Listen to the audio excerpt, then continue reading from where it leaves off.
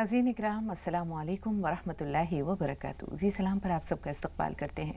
हाज़िर खिदमत है आपका महबूब प्रोग्राम राह नजात लेकर। मैं आपकी मेज़बान शगुफ्ता यास्मीन इस स्टूडियो प्रोग्राम की रौनक को दुबाला कर रहे हैं मारूफ मुफक्किर, दानिश्वर और आलिम दीन जनाब मौलाना महमूद अहमद साहब। आइए मिलकर इस्तकबाल करते हैं। पुरतपा खैर मक़दम है मौलाना साहब तमाम नाज़रीन की तरफ से, और नाज़रीन हम सब की तरफ से, हमारी पूरी टीम की जानिब से आप सबका भी इस्तकबाल है आपके अपने प्रोग्राम में। आज का जो हमारा मौजू है, यकीनी तौर पर आपको उसका इंतज़ार होगा। आज हमने जो मौजू मुंतखब किया है वो है अच्छी सोहबत और बुरी सोहबत। नाज़रीन, अच्छी सोहबत की मिसाल खुशबू की तरह है कि जिस तरह खुशबू अपने गिरदो पेश के माहौल को खुशगवार बना देती है। मूड कितना ही ख़राब हो, तबीयत क्यों ना बेजार हो, लेकिन खुशबू जो है वो एक फ़रहत और मसरत का एहसास दिलाती है, सरशारी की कैफियत में मुब्तला कर देती है। इसी तरह अच्छी सोहबत भी इंसान को किसी न किसी तौर पर फैज़ ज़रूर पहुँचाती है। शेख सादी रहमतुल्लाह अलैह की एक हिकायत बड़ी मशहूर है कि एक शख्स को नहाने की हाजत दरपेश हुई, बहुत मैला कुचैला हो रहा था। अपने दोस्त के पास गया और कहा, मुझे नहाना है, मैं तुम्हारा हम्माम इस्तेमाल कर सकता हूँ। उस शख्स ने उसे इजाज़त भी दी और साथ में एक मिट्टी दी, मिट्टी का थोड़ा सा टुकड़ा दिया। पहले ज़माने में लोग नहाने के लिए मिट्टी इस्तेमाल करते थे। तो जब वो शख्स नहाने के लिए गया तो उसे उस मिट्टी में से खुशबू आती हुई महसूस हुई। उसने मिट्टी से कहा कि तू मुश्क है या अंबर है, मुझे तेरे अंदर से खुशबू आती हुई महसूस हो रही है। मिट्टी ने कहा, ना मैं मुश्क हूँ ना मैं अंबर हूँ, मैं तो नाचीज़ और हकीर मिट्टी हूँ।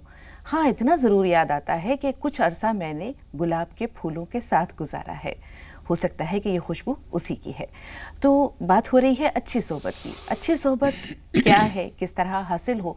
और जो पहला सवाल ये है कि हम रोज़मर्रा की ज़िंदगी में बहुत से लोगों से मिलते हैं, किसी से सरे राह चलते चलते मुलाकात हो जाती है, किसी के पास हम ख़ास तौर पर जाते हैं, मुलाकात के लिए वक्त लेते हैं, उनके पास कुछ वक्त गुजारते हैं, उनसे कुछ बातें करते हैं, कुछ सीखने की, समझने की, जानने की या नसीहत हासिल करने की कोशिश करते हैं।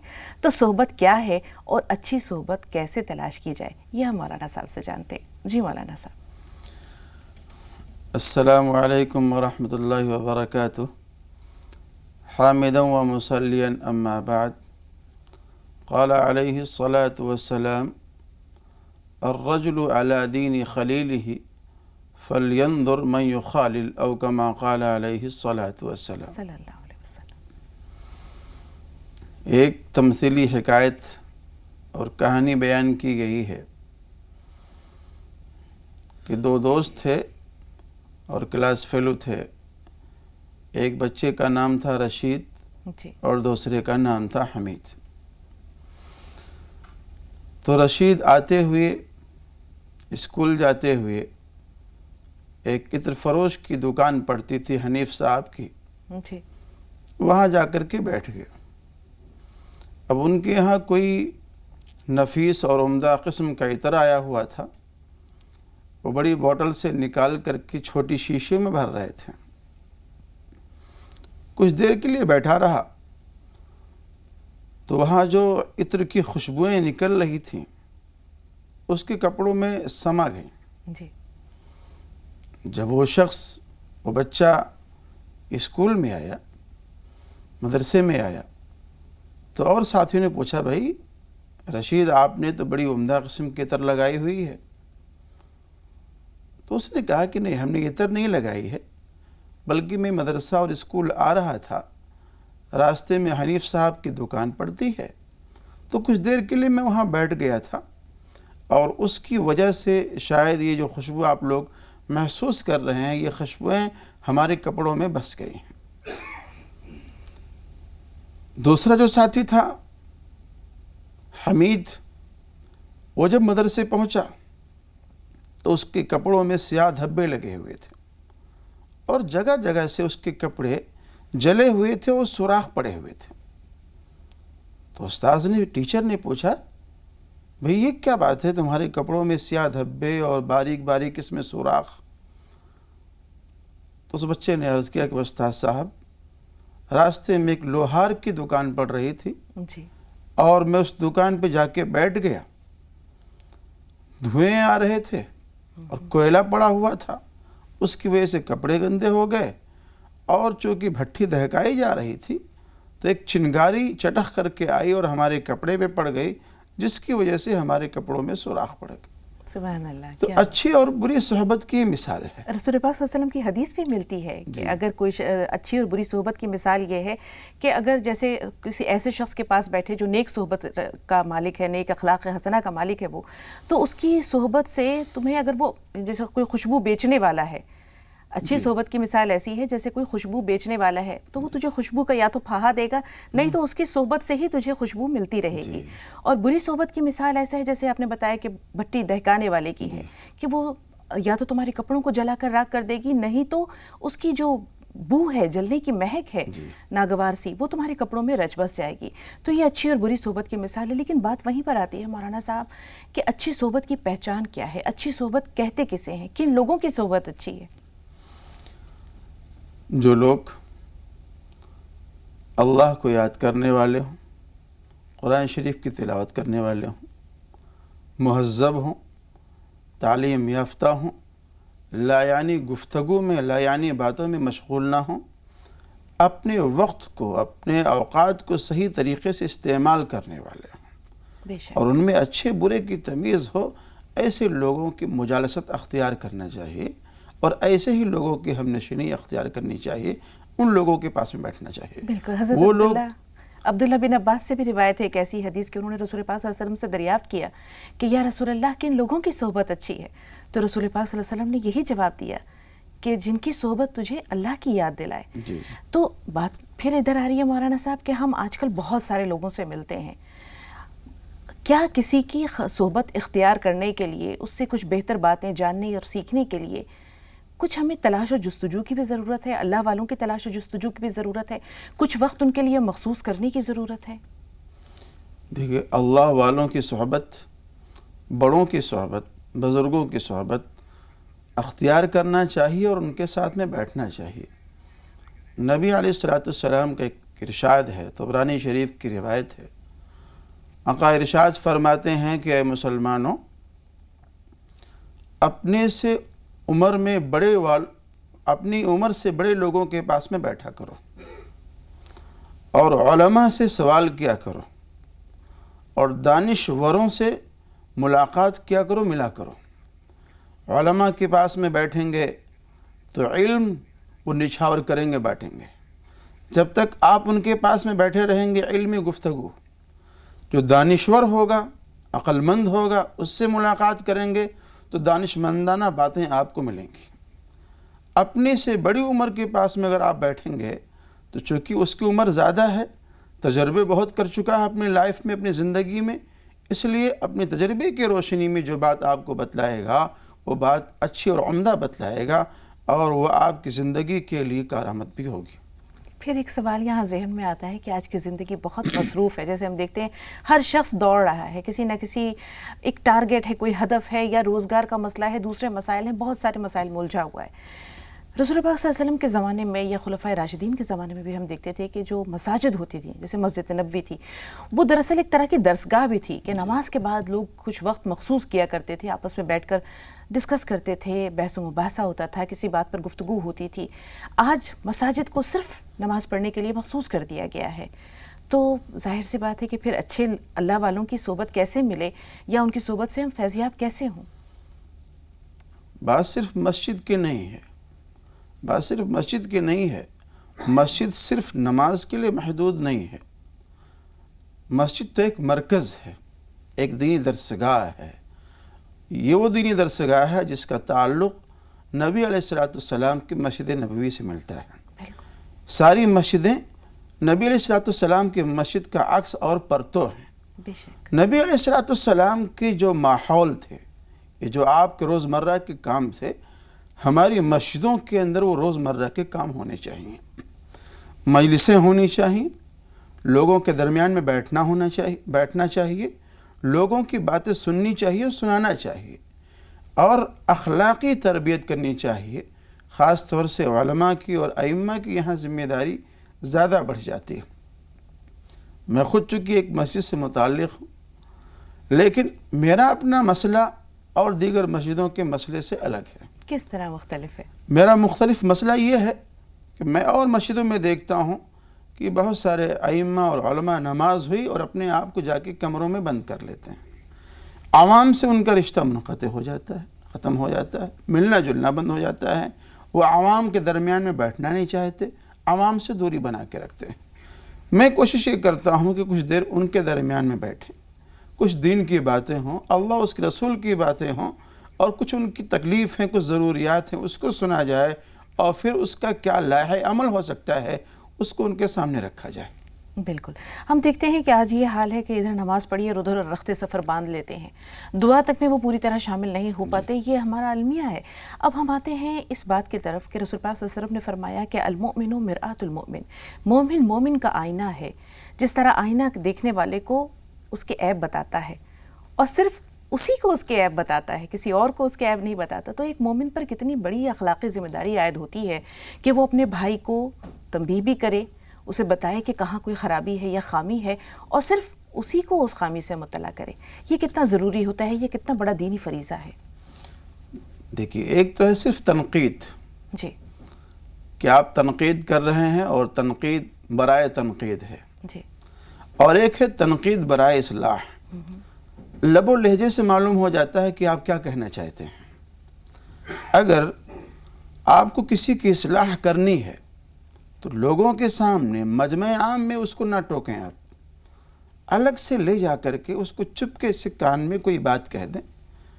حضرت مولانا محمد اسعد صاحب، جن کو فدائے ملت رحمۃ اللہ علیہ کہا جاتا ہے، جمعیت علماء کے صدر محترم رہ چکے ہیں اور بڑی خدمات ہیں حضرت کی۔ حضرت کی تربیت و اصلاح کا ایک واقعہ مجھے یاد آتا ہے۔ آپ کہیں تشریف لے گئے کسی مسجد میں، اور آپ نے اس مسجد کے امام صاحب کے پیچھے نماز ادا کی۔ تو نماز ادا کرنے کے بعد جب امام صاحب نے سلام پھیرا تو دیکھا کہ فدائے ملت رحمۃ اللہ علیہ ہمارے پیچھے نماز پڑھ رہے ہیں۔ تو دعا کے بعد جب مصافحہ کیا امام صاحب نے حضرت سے، تو عرض کیا کہ حضرت اگر مجھے معلوم ہوتا تو میں آپ کی موجودگی میں نماز نہ پڑھاتا، آپ ہی سے کہتا کہ آپ نماز پڑھا دیں۔ فرمایا کہ حضرت کو اس سے صلاح فرما دیجئے۔ تو وہاں پہ کچھ نہیں کہا حضرت نے، وہ چپکے سے ان کے کمرے میں حجرے میں لے کر کے گئے اور وہاں جا کر کے کہا کہ آپ نے ابھی جو فلاں صورت پڑھی تھی، اس صورت کے اندر فلاں لفظ کی جو ادائیگی تھی، جو اس کا تلفظ تھا، وہ ٹھیک نہیں تھا، آپ اس کی اصلاح کر لیں۔ اس لیے ان کو پتہ تھا کہ چونکہ یہ جو پیچھے نماز پڑھ رہے ہیں یہ مقتدی ہیں، اور یہاں جو رشتہ ہے ادب اور احترام کا ہے۔ اگر یہاں ٹوکا جائے گا، لوگوں کے سامنے ٹوکا جائے گا، تو ایک طرح سے مقتدی اور امام کے درمیان جو ادب و احترام کی جو ایک بات ہے اس کے درمیان دراڑ آ جائے گی، کھائی آئے گی۔ اس لیے چپکے سے کمرے میں لے کے گئے اور وہاں جا کر کے اصلاح کی بات کی۔ بالکل، اب ہم بری صحبت کی جانب آتے ہیں۔ رسول پاک صلی اللہ علیہ وسلم نے ابھی جو ہے وہ بری صحبت کے بارے میں اپنی احادیث میں مثالیں پیش کی ہیں۔ اسی طرح کسی دانشور کا قول ہے کہ بری صحبت سانپ سے بھی بدتر ہے، کہ سانپ تو انسان کی جان لیتا ہے، لیکن برا دوست، بری صحبت انسان کا ایمان لیتا ہے۔ یا بری صحبت شیطان سے بھی بدتر ہے، کہ شیطان تو صرف بہکاتا ہے، وسوسے ڈالتا ہے، مشورے دیتا ہے کہ چلو چل کر یہ فلانا کام کر لیتے ہیں، فلاں کام کر لیتے ہیں، لیکن برا دوست انسان کا ہاتھ پکڑ کر اسے اس جگہ پر لے جاتا ہے کہ چلو فلاں کوئی غلط کام ہے یا دل بہلانے کا سامان ہے، کہیں سینما چلے جاتے ہیں، بدکاری کی جگہ پہ چلے جاتے ہیں۔ تو برا دوست شیطان سے بھی بدتر ہے اور سانپ سے بھی بدتر ہے۔ جی، کس طرح بدتر ہے مولانا صاحب، کچھ آپ بتائیں۔ دیکھیے، برا دوست، بری صحبت اور بری ہم نشینی جب کوئی بندہ اختیار کرتا ہے، اس کے پاس میں بیٹھتا ہے، تو یہ بری صحبت اور مجالست اور ہم نشینی آہستہ آہستہ اس کی طبیعت میں، اس کی فطرت میں خباثت کو بھر دیا کرتی ہے۔ اور کوئی بھی چیز چینج ہو سکتی ہے، تبدیل ہو سکتی ہے، لیکن انسان کا جو فطرت ہے، اس کی جو نیچر ہے، اس کا تبدیل ہونا بہت ہی مشکل ہے۔ اس لیے آپ دیکھتے ہیں کہ ایک آدمی جو شراب نہیں پیتا تھا، لیکن وہ شرابیوں کے درمیان میں بیٹھ کر کے شراب پینے لگا۔ اب آپ لاکھ کوشش کر لیں، سمجھا لیں، مار لیں، دھمکی دے لیں، اور کتنی ہی بھی زور آوری کر لیں اس کے ساتھ میں، وہ شراب چھوڑنے کو تیار نہیں ہوتا۔ اس لیے کہ آہستہ آہستہ اس کے مزاج میں، خمیر میں وہ چیز رچ بس گئی ہے، اب اس کے نکالنا بڑا مشکل ہو گیا ہے۔ یہاں عمر کا بھی دخل ہوتا ہے. ہم دیکھتے ہیں اکثر ہمارے پاس اسکالرس کے سوالات جو پہنچتے ہیں اس میں یہی ہوتا ہے کہ بچہ بات نہیں سنتا, بات نہیں مانتا, بدتمیزی کرتا ہے. تو ہم صحبت کے لیے اگر عمر کا تعین کریں, کس عمر سے بچے کی صحبت یا بچے کے اٹھنے بیٹھنے دوستوں پر نظر رکھنی چاہیے, اس کی مجالست پہ نظر رکھنی چاہیے؟ اور یہ صرف بچپن سے ہی ہم اسے محدود یا مخصوص نہیں کر سکتے, بڑی عمر میں بھی ہمارا اٹھنا بیٹھنا یا ہماری دوستی یا صحبت لوگوں سے ہوتی ہے. تو صحبت اور عمر ان دونوں کا آپس میں کیا رشتہ ہے, اور صحبت کا تعین کس عمر سے ہو؟ دیکھیے, صحبت کا تعین جب بچے عنفوان شباب کی طرف پہنچ رہے ہوں یا ان کے اندر کچھ سمجھداری آ رہی ہو, وہ وقت بہت ہی خطرناک وقت ہے. ان پر بہت ہی گہری نظر رکھنی چاہیے اور بہت ہی پینی نظر رکھنی چاہیے ان بچوں پر. اور یہاں ماں باپ کی, گھر والوں کی ذمہ داری بہت ہی زیادہ بڑھ جاتی ہے کہ بچہ جا کہاں رہا ہے, بچہ آ کہاں سے رہا ہے, اس کا دوست کون ہے, اس کے دوست کا مزاج کیا ہے. ان تمام باتوں پر والدین کی بالکل تیکھی نظر ہونی چاہیے اور گہری نظر ہونی چاہیے. آج ہم لوگ گھر میں بیٹھے ہوئے ہیں, ماں باپ کو بھی اتنی فرصت نہیں ہوتی ہے کہ بچے کے بارے میں کچھ پوچھ لیں. آج لوگ اپنی زندگی کو اتنا مشغول بنا رکھے ہیں کہ ماں باپ بھی اپنے بچوں کو وقت دینے کو تیار نہیں. اور آپ معاف کیجئے, موبائل نے تو لوگوں کی زندگی کو اجیرن کر دیا. بے شک. آپ کسی بھی گھر میں چلے جائیں, باپ اپنا موبائل لے کے بیٹھا ہوا ہے, ماں اپنا موبائل لے کے بیٹھی ہوئی ہے, بیٹا اپنا موبائل لے کے بیٹھا ہوا ہے, بیٹی اپنا موبائل لے کے بیٹھی ہوئی ہے, اور ہر کوئی اپنے موبائل میں مگن ہے. اتنا پوچھنے کی فرصت کسی کو نہیں ہے کہ آپ کی طبیعت کیسی ہے, کیسی نہیں ہے, صبح سے شام تک آپ نے کیا کیا, کیا نہیں کیا.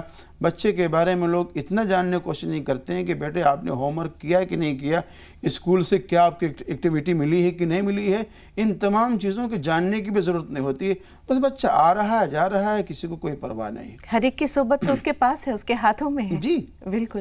تو مولانا صاحب, پھر ہم اس طرف آ رہے ہیں کہ ظاہر سی بات ہے جب تربیت کی بات آتی ہے تو والد کی بھی کچھ ذمہ داریاں ہوتی ہیں, والدہ کی بھی ذمہ داریاں ہوتی ہیں. لڑکی کی تربیت اور اس کی پرورش ماں کا فرض ہوتا ہے. ایک بیٹی کے لیے ماں کی جو ہے وہ نگہداشت کس طرح ضروری ہے, اور بیٹے کے لیے آپ نے بتایا کہ کدھر آ رہا ہے, کدھر جا رہا ہے, ظاہر سی بات ہے. لیکن بیٹی پر دوہری ذمہ داری اس طرح عائد ہوتی ہے کہ کل کو اسے پرائے گھر میں جانا ہے, نئی ذمہ داریاں دینی ہے. تو ایسے میں اس کی صحبت, اس کا ماحول یہ بہت اہم ہو جاتا ہے. تو والدہ کی کیا ذمہ داریاں ہیں اپنی بیٹی کے تئیں؟ والدہ کی ذمہ داریاں بیٹی کے لیے ہیں کہ والدہ اپنی اس بچی کو تعلیم تو اچھی دلائیں ہی دلائیں. دوسری بات, اخلاقی تربیت. اخلاقی تربیت بہت ضروری ہے. صبر و تحمل, ایثار و ہمدردی, یہ تمام باتیں وہ ہیں جو آئندہ اور ان فیوچر اس بچی کے کام آنے والی ہیں. اور امور خانہ داری, جو گھر کے کام ہیں, ان گھر کے کاموں میں اپنی اس بچی کو, بیٹی کو لگا کے بھی رکھے تاکہ اس کا دماغ ادھر ادھر کی باتوں میں نہ الجھے اور اس کا وقت بھی گزر جائے, اس کے اندر ہنر بھی آ جائے, کسی چیز کے بنانے کا, کام کرنے کا سلیقہ بھی آ جائے. یہ تمام باتیں ماں کے اندر ہونی چاہیے, ماں کو کرنا چاہیے. بالکل. بلوغت کا جو یہ دور ہے بہت نازک ہوتا ہے, اور ایسے میں سب سے بہتر یہی ہوتا ہے کہ والد جو ہے وہ اپنے بچوں کا, خاص طور پر بیٹے کا دوست ہو جائے, اور والدہ جو ہے وہ اپنی بیٹی کے لیے ایک بہترین کمپینین, بہترین ساتھی کا فریضہ ادا کرے. بہت آسان ہو جاتی ہے پرورش. 2 کالرز ہمارے ساتھ ہیں. سالار بھائی, آپ سے بھی بات ضرور کریں گے, لیکن آپ سے پہلے ریحانہ صاحبہ سے بات کر رہے ہیں. بتائیے بہن, سوال کیا ہے؟ السلام علیکم. وعلیکم السلام. وہ ہمارے شوگر کیسے ہوا ہونا, اور ہمارے بچے جو نا دن گئے ہیں اور پیٹ دکھتا اس کا, سونوگرافی میں بچے کے بانڈی کے اوپر بین بتانے والا ہے, تو اس کے واسطے کیا کرنا, بہت پریشان ہے میڈم. ہم بچے کے واسطے اس کو دن گئے ہیں, 5واں مہینہ ہے, اور وہ بہت پیٹ دکھتا, اٹھنا آتا نہیں, بیٹھنا آتا نہیں, اور وہ سونوگرافی میں بچے کی مانڈی کے اوپر بین ہے بولے. اس کے واسطے دعا بتاؤ کوئی. ٹھیک ہے سالار بھائی, آپ بتائیے آپ کا سوال کیا ہے؟ السلام علیکم. وعلیکم السلام.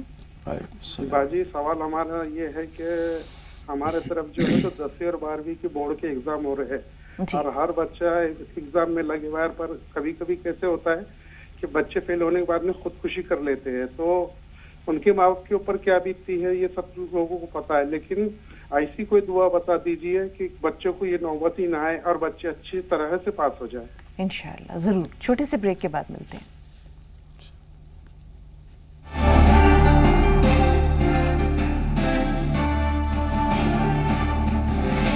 नाज़रीन, ब्रेक के बाद एक बार फिर आप सबका इस्तकबाल है। इकराम साहब फ़ोन लाइन पे मौजूद हैं सहारनपुर से। इकराम भाई, इस्तकबाल है आपका, सवाल बताइए। कारोबार घर में खैर बरकत नहीं है कारोबार में, और कारोबार जो करते हैं उसमें ज्यादा नफा नहीं होता, और उम्र में जाने का, हमारा उम्र में जाने का इरादा है इंशाअल्लाह। आप दुआ कीजिए। बिल्कुल, अल्लाह ताला आपको दयार मुक़द्दस की ज़ियारत नसीब करे। आमीन। एक तो ये इनके लिए इन्होंने दुआ की दरख्वास्त की है, दूसरे घर में खैर बरकत नहीं है। मौलाना साहब, क्या किया जाए?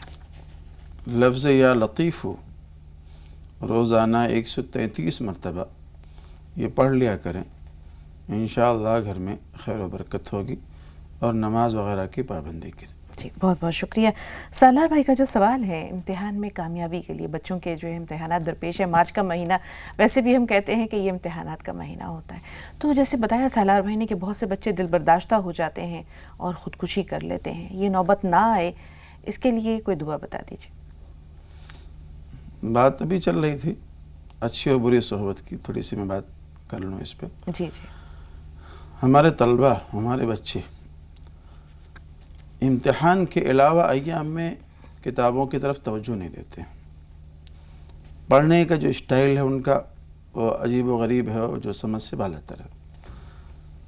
जो भी लेसन है उस लेसन को कोशिश ये होना चाहिए टीचर्स को भी और बच्चों को भी कि उसको समझ के पढ़ लें, उसकी पूरी एक समरी तैयार हो जाए, एक खाका तैयार हो जाए। जाहिर सी बात है क्वेश्चन भी उसी में से आने हैं। बिल्कुल। रीडिंग नहीं करते हमारे बच्चे, बुक्स पढ़ते नहीं हैं, बस क्वेश्चन आंसर पे ध्यान देते हैं, होमवर्क पे ध्यान देते हैं, किताबों की रीडिंग नहीं करते। रीडिंग नहीं करेंगे तो उस जो लेसन है उस लेसन के में क्या कहा गया है आपको नहीं पता रहेगा। जब उसकी समरी आपको पता रहेगी तो फिर आपको क्वेश्चन आंसर करना बहुत आसान हो जाएगा। इसलिए इम्तिहान से पहले ही बच्चों को पढ़ना चाहिए, सिर्फ इम्तिहान के लिए नहीं पढ़ना चाहिए। अगर इम्तिहान के लिए पढ़ा तो फिर बच्चे ने क्या पढ़ा। और ऐसे मौके पर हमारे तलबे अज़ीज़ और हमारे बच्चे या फ़त्ताहो का विर्द कर लें रोज़ाना 100 मरतबा, और जब इम्तिहान हाल में बैठें तो रब्बि शरह ली सदरी वयस्सिर ली अमरी वहलुल उक़दतम मिन लिसानी यफ़क़हू क़ौली। और प्यारे बच्चे सिर्फ़ और सिर्फ इम्तिहान के लिए ना पढ़ें, बल्कि इसलिए पढ़ें कि आपको किताबी सलाहियत हासिल हो जाए। जी, बहुत बहुत शुक्रिया मौलाना साहब। सालार भाई, आपने हमें बहुत अच्छा मौजू दे दिया है। इंशाल्लाह कल इस पे बात करते हैं, और ख़ास तौर पर ये हमारे तलबा से मुताल्लिक़ होगा, और कल का इंतज़ार करें। बाकी बातें हम कल करेंगे। इस मौजू के ताल्लुक़ से शहनाज साहबा से बात कर रहे हैं। शहनाज बहन, बताएं सवाल क्या है? जी, अस्सलाम वालेकुम। वालेकुम अस्सलाम। मैं भोपाल से बोल रही हूँ। आपको प्रोग्राम कम से कम एक साल से देखती हूँ, मुझे बहुत अच्छा लगता है। बहुत शुक्रिया, जज़ाकिल्लाह। कर रही हैं इसके लिए आपको जज़ाए खैर दे, और आप इसी तरह इस प्रोग्राम को आगे बढ़ाती रहें। आमीन इंशाअल्लाह। मेरा सवाल ये है कि मेरी बच्ची परीक्षा आया हुआ है, उसमें उन्होंने वो लिखा है देवबंदी, तो क्या मैं वहाँ कर सकती हूँ लिखा? ठीक है सिराज भाई, आप बताइए आपका सवाल क्या है? अस्सलाम वालेकुम। वालेकुम अस्सलाम व रहमतुल्लाहि व बरकातुहू। जी, मैं पंजाब जलंधर से बोल रहा हूँ। आज से 7 दिन पहले एक सवाल नहीं मिला। जी, सवाल क्या था सिराज भाई? हेलो जी, सवाल क्या था आपका? सवाल यही था कि जो फजर की नमाज है उसकी कितनी रकातें पढ़ी जाती है, अगर कम पढ़ी जाए तो नुकसान, और जो फजर की नमाज है कदा कब तक होती है? जी, जहाँ तक याद आता है आपके सवाल का जवाब दिया जा चुका, लेकिन एक बार फिर सही जैसे नहीं मिला। चलें ठीक है, हम आज इंशाल्लाह बहुत तफसील से बता रहे हैं। तहज्जुद की नमाज में कितनी रकातें हैं, और अगर फजर की नमाज क़ज़ा हो जाती है तो कब तक पढ़ी जा सकती है? तहज्जुद की नमाज कम से कम 4 रकात, जी, ज़्यादा से ज़्यादा 12 रकात पढ़ना। और फजर की नमाज का जो वक्त है वो तुले आफ्ताब तक है, और फजर की नमाज का वक्त ये मुकम्मल तरीक़े से कामिल वक्त है। ये तुलुए आफ्ताब हो गया तो फजर की नमाज का वक्त ख़त्म हो गया। अब जब तुलुए आफ्ताब हो गया तो आप थोड़ा सा इंतज़ार कर लें, 20 मिनट 25 मिनट के बाद में फिर उसके क़ज़ा कर लें। جی، تو امید ہے کہ سراج بھائی آج آپ کو تفصیلی طور پر اپنے سوال کا جواب مل گیا، اور پھر انشاءاللہ اگر آپ کے ذہن میں کوئی سوال ہو تو ضرور کیجیے گا۔ ریحانہ صاحبہ کا جو پہلا سوال ہے وہ شوگر کی دوا یا دوا دونوں سے متعلق ہے، دوسرا 5 مہینے کی پریگننسی ہے، اب وہاں کچھ کمپلیکیشنز ہیں، اس کے لیے کوئی دعا بتا دیجیے۔ شوگر کے لیے لفظ یا اللہ رب العزت نے اس نام کے اندر بڑی خاص برکت رکھی ہے، اور لاعلاج بیماریوں کا اس نام کے اندر علاج بھی ہے اور شفا بھی ہے۔ تو لفظ یا اللہ ایک کثرت سے پڑھ لیں، ممکن ہو تو 101 بار ہی پڑھ لیا کریں روزانہ۔ اور شوگر کے مریضوں کے لیے تو لوگ مارننگ واک وغیرہ بتلاتے ہیں، وہ کر لیا کریں تو زیادہ بہتر ہے ان کے لیے۔ جی، بہت بہت شکریہ رئیس بھائی، تھوڑا سا انتظار، کیونکہ آپ سے پہلے بلقیس ہیں ہمارے ساتھ، آئیے ان سے بات کر لیتے ہیں۔ جی، آپ کا سوال کیا ہے؟ جی، ہمیں سن پا رہے ہیں؟ جی ہلو، السلام علیکم۔ وعلیکم السلام، اپنا نام بتائیں بھائی۔ محمد رئیس احمد جی سے بات کر رہا ہوں میں۔ جی رئیس صاحب، سوال بتائیے۔ جی یہ ہے، میرا ایک تو جسم بہت سر درد رہتا ہے جب بھی میں کچھ اچھا کام کرنے جاتا ہوں۔ میرا مطلب میں اپنی امی ابو کے بارے میں کبھی 2 پیسے کی مدد کرنا چاہتا ہوں تو کوئی نہ کوئی مشکل آ جاتی ہے۔ آج مجھے 3 سال ہو گئے، میں اپنی امی کو کوئی بھی پیسہ نہیں بھیجا ہوں۔ وہ بیچاری شرم مجھ سے تو نہیں بولتی، لیکن مجھے بہت فیل ہوتا ہے۔ کوئی دعا بتا دیجیے کہ میں ان سے کسی کام آ جاؤں، آخر وہ میرے ماں باپ ہیں۔ بالکل بالکل، انشاءاللہ اللہ آپ کے جذبے کی قدر کرے۔ جی، اور دوسری بات میم، میں نے ابھی تک اپنے بھتیجے کو دیکھا نہیں، تو ایک بھتیجی ہے میری مریم، تو اس کو میں بہت لائک کرتا ہوں، بیٹی ہے میری، تو خواب میں دکھی وہ مجھے۔ اس کا کیا مطلب ہے میم؟ وہ خواب میں آپ کو کس طرح دکھی؟ کچھ کہہ رہی ہے، خوش ہے، کچھ مانگ رہی ہے؟ بھتیجا تو گھوم رہا ہے، چھوٹا یہ وہ بھی، اور مطلب بھتیجی ہمیشہ مجھے دیکھ کے مسکرا رہی ہے بس۔ ٹھیک ہے، نیلوفر آپ بتائیے، آپ کا سوال کیا ہے؟ ہاں، میرا سوال یہ ہے کہ میری طبیعت ہے نا بہت خراب رہتی ہے، 5-6 سال سے بہت علاج کروا رہی ہوں پر کوئی آرام نہیں پڑتا ہے۔ اللہ آپ کو ہر شفا بار دے، کچھ نئی بیماری رہتی ہے۔ اللہ آپ کو شفا دے، صحت دے۔ مولانا صاحب، جیسے انہوں نے بتایا کہ والدین کو کچھ پیسے دینا چاہ رہے ہیں لیکن حالات سازگار نہیں ہیں، اللہ تعالیٰ سازگار پیدا کر دے حالات کو، اس کے لیے کچھ بتائیں۔ اولاً تو ایک کام یہ کریں کہ ان کی جو کمائی ہوتی ہے اس کمائی میں سے کچھ ہر مہینے صدقہ نکال دیا کریں، 150 روپے جو بھی ان سے میسر ہو، تاکہ اس میں خیر و برکت آئے۔ اور اس کے علاوہ ہر شخص کو اپنی کمائی کے 3 حصے کرنے چاہیے، ایک اپنے لیے، ایک رشتہ داروں کے لیے، اور ایک حصہ ان فیوچر کے لیے۔ کوئی ضرورت آ جائے، کوئی پریشانی آ جائے تو اس وقت، اس پریشانی کے وقت میں وہ پیسہ کام آ سکے۔ اور ساتھ ساتھ یا لطیفوں کا 133 مرتبہ ورد کریں، انشاءاللہ ان کے کمائی میں برکت ہوگی۔ جی، اب ایک سوال بچوں کا جو خواب میں دیکھتے ہیں، بھتیجے اور بھتیجی کو، کسی کو خوش دیکھتے ہیں، کسی کو ٹہلتے گھومتے دیکھتے ہیں، تو تعبیر کیا ہوگی؟ اب بچوں کو، بھتیجوں کو اپنے دیکھا نہیں انہوں نے، تو وہ خواب میں آ کے بلا رہے ہیں، ان کا بھی دل کہہ رہا دیکھنے کے لیے، اور وہ بھی یاد کر رہے ہیں، تو وقت نکال کے ملاقات کر لیں اپنے بھتیجوں سے۔ جی، حدیثہ صاحبہ فرمائیے، آپ کا سوال کیا ہے؟ ہمیں سن پا رہی ہیں بہن؟ ہاں جی، سوال بتائیے۔ وعلیکم السلام۔ میں یہ کہہ رہی ہوں، میں آگے کا پڑھتی ہوں میم، ٹیچر کا بھولتی ہوں۔ سبق بھول جاتی ہیں؟ جی، آپ نے جو سوال کیا یہ کس سے متعلق ہے؟ سبق بھول جاتی ہیں آپ؟ ہاں ٹھیک ہے، سبق بھول جاتی ہوں میں، اور جی، اور اسکول جاتی ہوں تو صحت خراب ہو جاتی ہے۔ جی، کیا کیا جائے، کیا کیا جائے مولانا صاحب بتائیے؟ یادداشت بھی ساتھ دے اور صحت بھی۔ جی، یا قویو یا قویو یا قویو، یہ 7 مرتبہ اپنے پیشانی پہ رکھ کر کے اس کو پڑھیں، انشاءاللہ یادداشت مضبوط ہوگی ان کی۔ جی، صحت، یہ خیر و برکت سے متعلق سوال اکرام صاحب کا ہے، ان کی اہلیہ کا سوال ہے غالباً۔ آپ نے فرمایا کہ اپنی کمائی کے 3 حصے کریں، اور اس کے علاوہ آپ نے ایک خاص چیز صدقے پر بہت زور دیا۔ تو صدقہ کیا اللہ تعالیٰ کی خیر و برکت کو راغب کرنے کا، مائل کرنے کا اپنے جانب وسیلہ ہے؟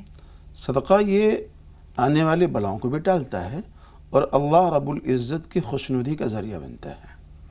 جب آپ صدقہ نکال کر کے اللہ کے بندوں پر خرچ کر رہے ہیں، دے رہے ہیں، تو ظاہر سی بات ہے اللہ رب العزت آپ کے اس مال کے اندر اور خیر و برکت کرے گا کہ بھئی اس کے پاس میں اور آمدنی ہو تاکہ یہ ہمارے بندوں پہ اور خرچ کرے.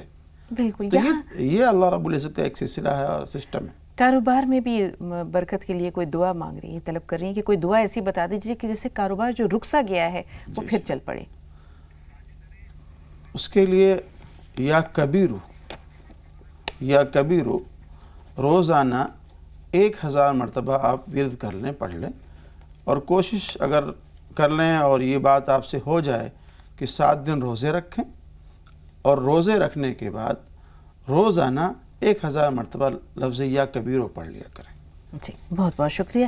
ساجد بھائی سوال بتائیے. السلام علیکم ورحمۃ اللہ وبرکاتہ. وعلیکم السلام ورحمۃ اللہ وبرکاتہ. جی ہمارا اہلیہ کو مطلب سپنے آئے تھے کہ انہیں گندے کپڑے نظر آ رہے ہیں اور خون نظر آ رہا ہے اور مورتیاں نظر آ رہی ہیں. میں نے آپ پرسوں بھی سوال پوچھا تھا لیکن اس کا جواب ہمیں ملا نہیں تھا. اور دوسرا سوال یہ ہے کہ ہمارے سسر جی کو سانس کی پرابلم ہے, اس کے لیے کیا کرنا چاہیے وہ بتا دیجیے. اور تیسرا سوال یہ ہے کہ ساجد علی اور نغمہ کا مطلب جاننا ہے کیا ہے. ٹھیک ہے, ساجد علی اور نجمہ. ٹھیک ہے, تھوڑا سا انتظار, علی بھائی سے بات کر لیں. علی خان صاحب فرمائیے سوال کیا ہے. علی بھائی ٹی وی کا والیوم تھوڑی دیر کے لیے میوٹ کر دیجیے. ہلو جی فرمائیے.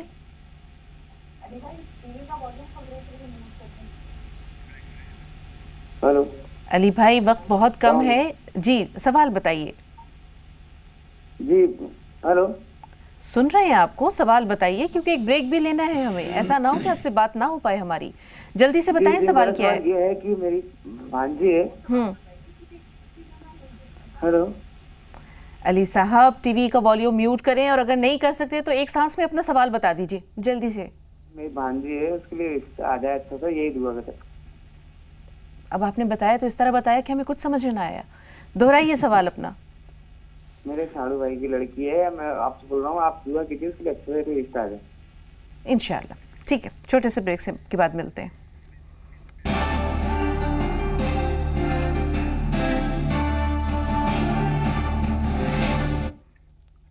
وقفے کے بعد ایک بار پھر آپ سب کا استقبال ہے. ناظرین, شہناز صاحبہ کا سوال اپنی بچی کے رشتے کے تعلق سے ہے. بات آتی ہے جہاں مولانا صاحب فرقہ بندی کی, تو اقبال کا وہ شعر یاد آتا ہے کہ فرقہ بندی ہے کہیں اور کہیں ذاتیں ہیں, کیا زمانے میں پنپنے کی یہی باتیں ہیں.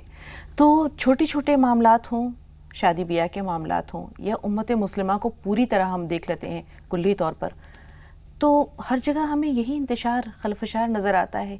بٹی ہوئی جمعیت ہے, بٹی ہوئی امت ہے. اب جہاں تک ان کے یہاں رشتوں کی بات ہے, تو رشتے میں کیا یہ فرقے وغیرہ کو مد نظر رکھنا ضروری ہے؟ میری گزارش ہے اور درخواست ہے تمام اہل ایمان و اسلام سے کہ اپنے رشتوں میں فرقہ بندیوں کی بات, ذات پات کی بات, اس کو ختم کریں. اور ترجیحی طور پر آپ یہ دیکھیں کہ جس سے آپ اپنی بیٹی کا اور بیٹے کا نکاح کر رہے ہیں وہ دیندار گھرانہ ہے کہ نہیں ہے. حدیث پاک میں نبی علیہ الصلوۃ والسلام نے ارشاد فرمایا ہے کہ نکاح جو کیا جاتا ہے کسی سے, اس کے دین کی وجہ سے, اس کے حسن کی وجہ سے, اس کے مال کی وجہ سے کیا جاتا ہے. اور آخر میں آپ نے فرمایا کہ تم دین کو ترجیح دو. آج ہم لوگ دین کو ترجیح نہیں دیتے ہیں, مال کو ترجیح دیتے ہیں, ذات پات کو ترجیح دیتے ہیں, فرقہ بندیوں کو ترجیح دیتے ہیں. ان تمام باتوں سے ہم لوگوں کو کنارہ کشی اختیار کرنا چاہیے. جی بہت بہت شکریہ. فاروق بھائی سوال بتائیے. جی فاروق صاحب آپ سے مخاطب ہیں, سوال بتائیے.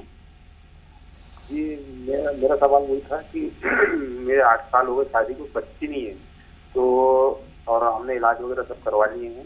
ڈاکٹر آپ لوگوں سے ٹھیک ہے نا, مطلب ہمارے یہاں اہلیہ کا بھی میرا بھی, اور اس کے بعد ہوتا نہیں. اور تھوڑا نا ہماری اہلیہ کے ساتھ تھوڑی چھٹی نہیں, مطلب کبھی کچھ بھی 2 باتیں ہو جاتی ہیں. کچھ باقی معاملات تو نہیں ہے, وہ پوچھنا تھا. ٹھیک ہے, مرشدہ صاحبہ کا سوال لے لیں فاروق بھائی, پھر آپ کے سوال کی طرف آتے ہیں. جی بتائیے بہن, آپ کا سوال کیا ہے؟ السلام علیکم. وعلیکم السلام. جی میرا سوال یہ ہے کہ میرے ابو کی طبیعت بہت خراب رہتی ہے, شوگر بڑھ جاتی ہے, بی پی بڑھ جاتا ہے, اور نا میرے ماموں کی نا شادی کے لیے بتا دینا. ٹھیک ہے، شادی کے لیے بھی اور والد کی صحت کے لیے بھی. والد صاحب کی صحت کے لیے تو آپ ان سے یہ ارشاد فرمائیں کہ یا اللہ اس کا ورد کرتے رہیں. گھر والوں سے ممکن ہو تو روزانہ سورہ فاتحہ 100 مرتبہ پانی میں دم کر کے انہیں دے دیا کریں. اور شادی سے جو متعلق ہے ان کے ماموں کی، اول آخر 11 مرتبہ درود شریف پڑھ لیں. اور وہ آیت ہے جو سیدنا موسیٰ علیہ السلام نے رب انی لما انزلت الی من خیر فقیر، جی، اس کو 500 مرتبہ آپ پڑھیں اور جگہ اور وقت متعین ہو، ایک ہی جگہ پہ بیٹھ کے پڑھیں اور ایک ہی وقت میں پڑھیں. رب انی لما انزلت الی من خیر فقیر، اس کو 500 مرتبہ پڑھیں اور اول آخر میں 11 مرتبہ درود شریف پڑھ لیا کریں. جی، اس سے پہلے کہ ہم ہنا سے بات کریں، علی خان صاحب نے اپنی بھانجی کے رشتے کی بات کی، کیا وہ بھی یہی پڑھیں؟ پڑھ سکتے ہیں. ایک بار دہرا دیں مولانا صاحب، اول و آخر کیا پڑھنا ہے؟ اول آخر 11 مرتبہ درود ابراہیمی پڑھ لیں، اس کے بعد رب انی لما انزلت الی من خیر فقیر پڑھیں، جگہ متعین ہو اور وقت متعین ہو. بہت بہت شکریہ. تو علی بھائی آپ کے سوال کا جواب بھی پہنچا. ہنا صاحبہ آپ بتائیے آپ کا سوال کیا ہے؟ السلام علیکم باجی. وعلیکم السلام ورحمۃ اللہ وبرکاتہ. جی باجی ہم یہ کہہ رہے تھے کہ ہمارا 2-3 بار مسکیریج ہو گیا ہے. اللہ رحم فرمائے. جی، اپنے آپ ہی ہو جاتا ہے، مطلب 1.5 سے 2 مہینے کے بیچ میں، اور 3 بار ہو گیا. 3 بار صفائی ہوئی. ایک لڑکی 3.5 سال کی. اب اللہ پاک نے پھر امید سے کیا تو کچھ ایسا ہو جائے کہ اچھا ہو جائے. انشاءاللہ آپ دعاؤں میں ضرور شامل رہیں گی، ہماری بھی، مولانا صاحب کی بھی. تھوڑا سا انتظار، مولانا صاحب کوئی دعا ضرور بتائیں گے. سائرہ آپ بتائیے آپ کا سوال کیا ہے؟ السلام علیکم ورحمۃ اللہ وبرکاتہ. وعلیکم السلام ورحمۃ اللہ وبرکاتہ. جی جی، میرا یہ سوال ہے کہ جیسے صدقے کے بارے میں مولانا صاحب بتاتے ہیں کہ غریب سے غریب پریشان حال کو صدقہ دینا چاہیے. اچھا، اس کے گھر میں کوئی بیمار ہے اور وہ اس کے اوپر پیسہ اتار کے اس کو دودھ کے لیے پیسے دے دو کہ وہ لینا صحیح ہے؟ اور دوسری بات یہ کہ وہ جو آدمی لے رہا ہے اس کے اوپر وہ یہ پلا یہ پریشانی تو نہیں آئے گی؟ اچھا سوال ہے. جی مولانا صاحب. دیکھیے، وہ بدن پہ پھیرنا یا بدن پہ اتارنے کی اس کی ضرورت نہیں ہے. بالکل. آپ تو ایسے ہی نیت کر کے اس کو دے دیں، اور جس کو دے رہے ہیں آپ یہ نہ سوچیں کہ بھئی اس پر یہ بلا یا مصیبت آئے گی. بلاؤں کا ٹالنے والا، اس کو منتقل کرنے والا، ختم کرنے والا تو اللہ ہے. اللہ آپ کی نیتوں کو دیکھ رہا ہے. جی، مس کیریج ہو گیا ہے ہنا کا، اب اللہ تعالیٰ نے پھر کچھ خوشخبری دی ہے، کوئی دعا بتا دیجئے جس سے کہ حمل انشاءاللہ برقرار رہے اور اللہ تعالیٰ اولاد عطا کرے. ایک ساتھی کا اور بھی سوال آیا تھا، وہ اولاد سے متعلق، فاروق بھائی کا اولاد ہی سے متعلق ہے. وہ 6-7 سال ان کی شادی کو ہو گئے ہیں.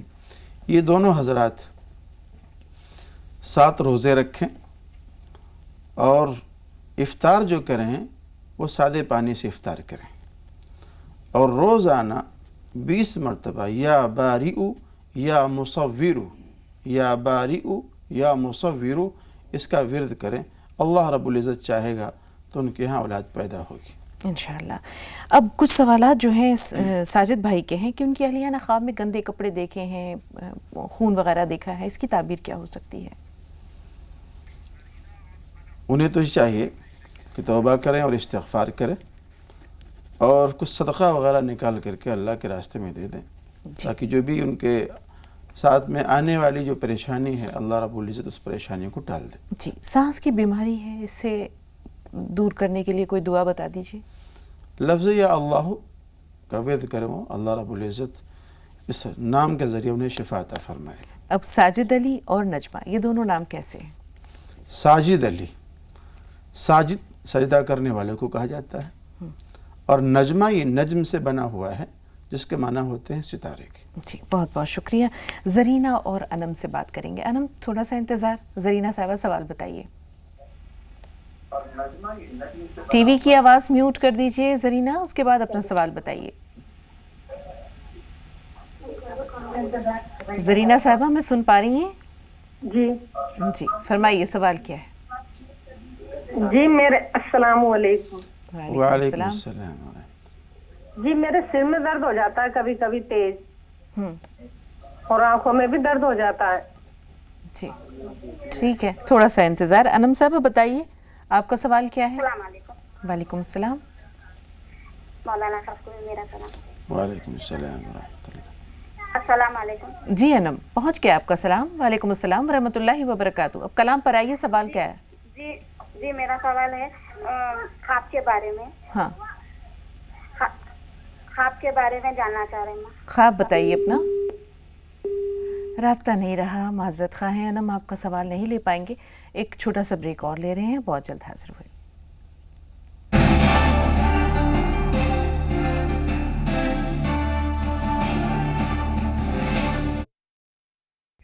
ब्रेक के बाद एक बार फिर आप सबका इस्तकबाल है। सर दर्द और आंखों में दर्द की शिकायत है, क्या करें?